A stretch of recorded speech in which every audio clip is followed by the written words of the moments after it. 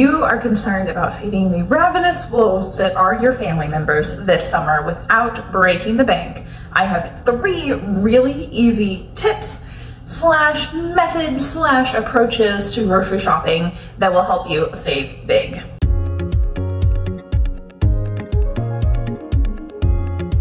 If you've watched my other videos, this is going to be a little bit repetitive, but that's because this is the #1 way to save money on groceries. And it seems very obvious, and yet so many people miss this. Even people who consider themselves like frugal people sometimes will miss this. You have to buy less. Like I said, seems like a duh. If you buy fewer items, you spend less money. And yet, many people don't prioritize this. So to be able to buy less, you have to use what you have. To use what you have, you need to shop your kitchen before you head to the store.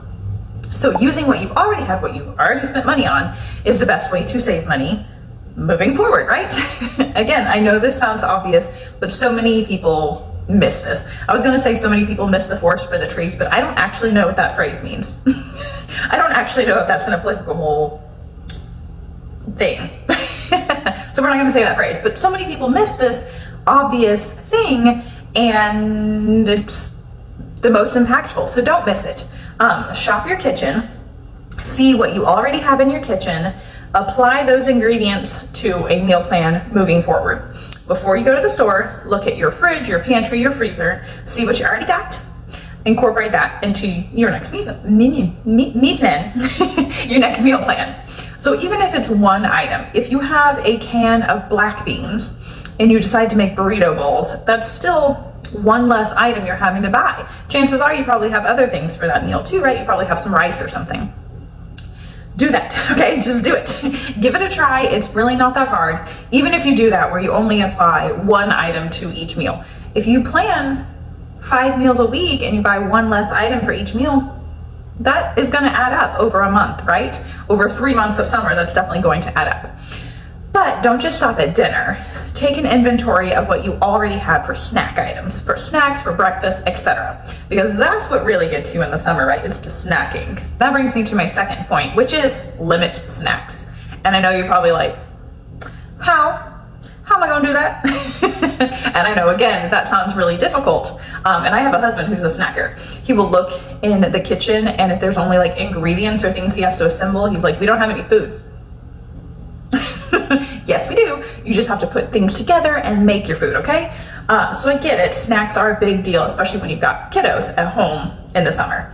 So limit snacks, but by limit snacks, I mean limit to a couple of options each week. And you don't have to keep, so I said this in a previous video and I think I confused people. When I say limit options, I don't mean forever. Like you don't have to have the same 3 snacks, the same 2 lunch options forever. But each week slash each time you grocery shop, I'm an every other week shopper. Each time you go to the store, limit the amount of snacks slash lunches slash breakfast options you're shopping for. So maybe each 7-day period, you have 2 options for breakfast, 2 options for lunch, and 2 to 3 snacks. 1 savory, 1 sweet, something like that. And then my other big tip for saving money on snacks is to not waste your money on what I call empty snacks. So we've all heard of empty calories, right? So when you're eating something that is calorie laden but doesn't fill you, that's like bad for dieting and health, right? That's also bad for your budget. If you are spending money, and typically these empty snacks cost more, when you are spending more money on empty snacks, you're spending more money on nothing, essentially. Like, even if your kid eats a whole bag of chips, that probably costs you like $4, and they're gonna be hungry 20 minutes later. Because a bag of chips, they're like that many chips in a family-sized bag, right? And it's empty. It's an empty snack. It's not filling. There may be a little bit of sustenance in there, probably not much. They may get a little bit of fuel from the fat, but for the most part, they're gonna be hungry again shortly. So I consider those things treats. And I view junk food as a treat, not sustenance, not actual food, right? So thinking of it that way can help. Like, we're gonna buy 1 treat per week, or we'll make 1 treat, and sometimes making a treat can actually make it more filling. Honestly, like a brownie and a glass of milk can be a little more filling than just like a brownie, right? And a homemade thing of brownies is a couple, like $1.50 or something at the grocery store, right? So Also, DIYing snacks. And when you DIY a snack, you can make it less empty. So my favorite DIY snacks are anything with a dip. So guacamole, queso, salsa, hummus I don't actually DIY, but you could. I do buy the hummus, but you could potentially DIY it. Ranch with Greek yogurt, like just mixing ranch powder into Greek yogurt. You could dip chips into that and that would be tasty.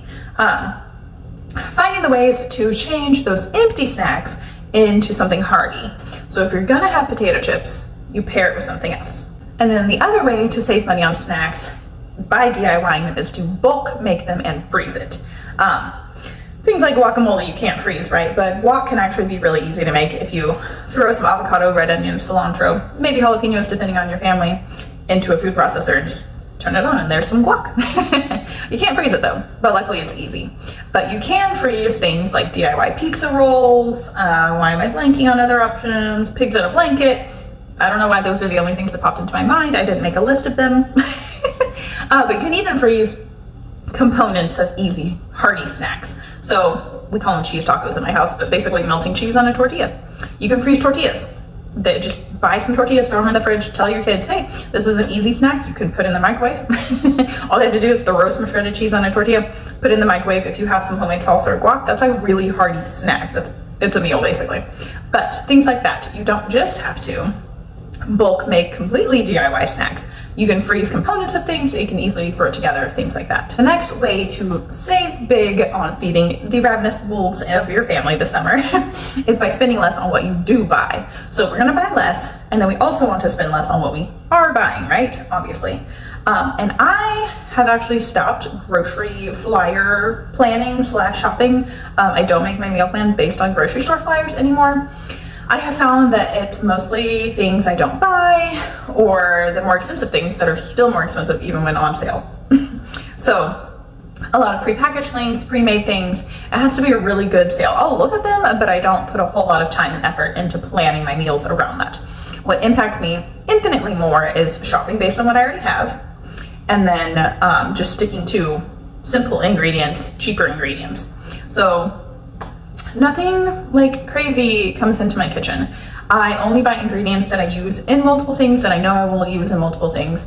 So like I buy soy sauce all the time. I make a lot of different Asian meals. I buy canned chipotle peppers all the time. I make a lot of Mexican food, things like that. Those things that do cost a little bit more, not really, honestly, they're pretty basic. But I DIY sauces and things that make cooking cheaper. And it's really not hard. Like, it's not hard to DIY some teriyaki sauce. My teriyaki sauce is soy sauce, brown sugar, a splash of rice vinegar, and pineapple juice. Whisk it up, put some cornstarch in it and boil it. You got a teriyaki sauce. So simplifying your food will make your grocery bill go down. And when I say simplify, like, it's really not boring. These meals aren't boring. You can find new ways to make things interesting using the same ingredients. So be sure to follow me for more tips on that, more ways to find less boring dinners while also saving money. We don't have to eat beans and rice every night and have a low grocery budget. So that's one way. I kind of rambled there, but that is one way to keep the cost of what you are buying down, is to stick to simple things, but also make simple swaps. So look for ways you can make simple swaps in the things you are cooking to make it a little bit cheaper, where you are, again, utilizing what you already have or what you're already buying on that grocery trip and applying it to other recipes. If you're making 2 different pasta meals, you don't need to buy 2 different types of pasta. I don't care if it's fettuccine is what one recipe calls for and bow ties what the other recipe calls for. If you're making Alfredo and you're making a pasta salad, use bow tie for both, you know? And again, seems obvious, but also not. The next way to make simple swaps or just reduce the cost of your grocery bill overall is to focus on big flavor ingredients. So I will just skip something in a recipe if I don't feel like it's gonna make an impact. So if it's like a garnish, unless it's something really cheap or simple, again, that I'm already buying, like green onion or cilantro, which actually are big flavor ingredients. So ignore what I just said. Things like green onion and cilantro, if you're a fan of cilantro, those are big flavors that are super cheap. You can get cilantro for like 50 cents and it'll make a huge impact. You could make rice and crack open a can of black beans and corn, and if you throw some salsa and some fresh cilantro on top, that's a delicious dinner. And then if you throw in another big flavor but cheap ingredient like hot sauce, it's pretty good. Again, just getting a little creative and finding ways to save. It will take a little bit of effort. You do have to put some effort in. You know, nothing in life is easy. You either pay for it or you spend the time to not pay for it. Like, that's basically it. My goal is to save time, money, and sanity when it comes to feeding my family and help you do the same. But most of the time you are gonna have to put some effort and time into things, okay? So referencing again previous videos and things I talk about, because these tips are, all of these things, they're like the core ways to save money on groceries. I have another video coming up that is the 5 rules / principles / guidelines that help me cook dinner at home 7 nights a week and cook. Sometimes they're frozen pizza, but I think that counts. But we have dinner at home 7 nights a week, the vast majority weeks of the year. And there's 5 rules that I follow to do that. So I already made a video about it before, but I'm gonna make a better video. I'm gonna do another one soon, so be sure to subscribe and turn on notifications to see that. But yes, there is a little bit of effort required in all things that save you money. However, my goal is to balance that with real life. Like, none of us have endless amounts of time or energy, right? So my goal is always balancing. So perhaps you have some dinners that do require a more expensive ingredient. Okay, make sure you balance that with cheaper dinners. It does not have to be rice and beans, which my last example was rice and beans, but still delicious. Those things are tasty. Like, there are some very basic foods out there that are really tasty. Make those the focus of your meals most of the time, and then maybe have one splurge dinner, almost like dieting, like a cheat dinner. I don't like the word diet, but you know what I mean, like a cheat meal. Have your cheat meal be the expensive meal. Things like that. Kind of the same principles as trying to eat healthy, right? Again, with the empty calories, and with this, have your cheat ones that cost a little more. So I just went on a ramble and I don't remember what I was saying. Yes, focusing on big flavor ingredients. So yeah, you can have a boring chicken dinner or a boring ground beef dinner, but you put some big flavor ingredient in it and then it's delicious. A really simple meal I make is cooking ground beef, throwing barbecue sauce on it, and eating it with a baked potato or a sweet potato. That's actually real cheap. Like, that's a real cheap dinner and it's tasty. If you make a sweet potato, you throw a little butter and brown sugar on there. Things I always have in my kitchen. If you make a baked potato, some sour cream and cheddar cheese, whatever, butter again. But again, delicious, easy, simple, and fast. All important things and very cost effective. So this last one I know gets many people, and it is to limit the amount of times you go grocery shopping. So I mentioned a minute ago that I shop every other week. And yes, occasionally I do pop into the grocery store for more milk, things like that, because I have a toddler and you can't just wait on some things, right? But for the most part, try to go to the grocery store less. If you are going multiple times a week, that's not good. Chances are you are buying many things you do not need to be buying because you see it in the store and you're like, oh, do we have some of that? Do we have some more of that? I can't remember. And if you got a back stock of like 5 things, you're wasting money.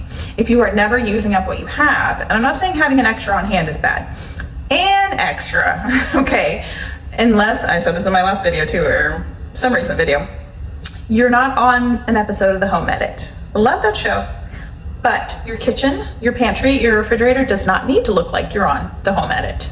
You don't need a rainbow assortment of everything. You don't need to have a bin filled with multiples of each item you use to feed your family, okay? You just don't. If it is something you use frequently, like we keep, my daughter loves yogurt. And we make smoothies every morning with Greek yogurt. I often buy 3 to 5 at a time. And we use them in the 2-week time period between grocery shops. Maybe not 5, but we typically use 3.